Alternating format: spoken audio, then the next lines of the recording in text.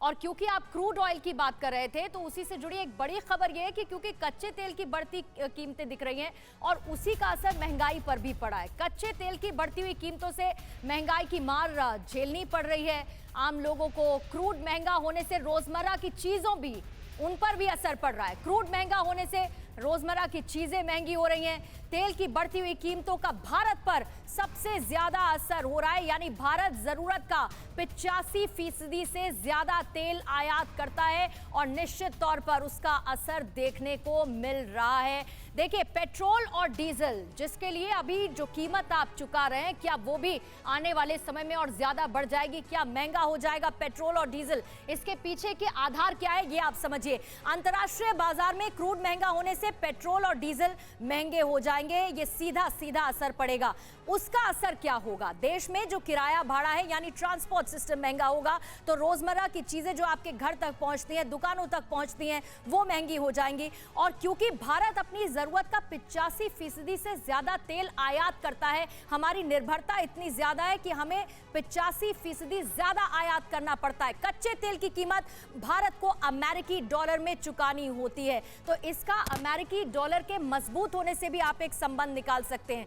कच्चे तेल की कीमत बढ़ने से डॉलर मजबूत होता है और क्योंकि हमें डॉलर में पेमेंट करनी होती है तो ज्यादा रुपया खर्च होता है। क्रूड की कीमत $1 बढ़ने से पेट्रोल डीजल 50 से 60 पैसे बढ़ जाता है, तो सीधा सीधा ये कनेक्शन आने वाले समय में पेट्रोल और डीजल के दाम बढ़ने के पूरी तरह से आसार भी नजर आ रहा है। डॉक्टर अंशु जोशी, हम बार बार इसे लेकर चर्चा कर रहे थे। रूस यूक्रेन का युद्ध जैसे जैसे बढ़ रहा था, कैसे वो ग्लोबल इन्फ्लेशन पैदा होगी और उसका असर एशियन कंट्रीज पर भी पड़ेगा, इंक्लूडिंग भारत।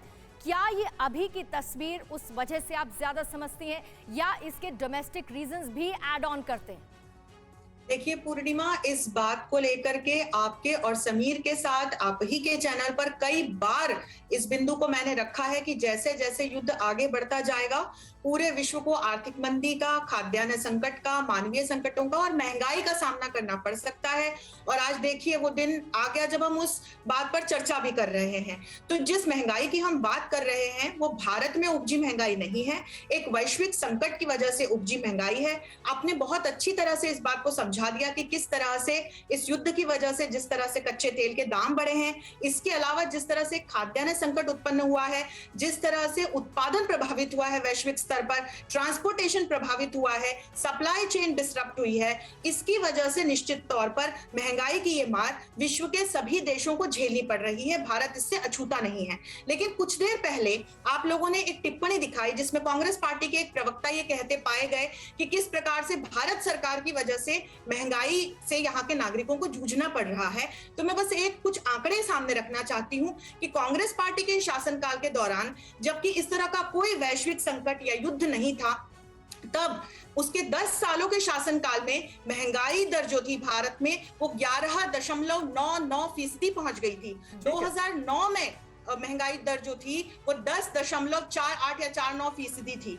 और कुल जमा इन पूरे 10 सालों में जब कांग्रेस पार्टी का शासन गया तब भी महंगाई दर 6.6%। महंगाई, ये बात सही है, वो आंकड़े तो हम सबके सामने हैं। लेकिन आज ये जो महंगाई बढ़ती हुई नजर आ रही है, इसका क्या सलूशन है, बात इस पर भी की जाएगी।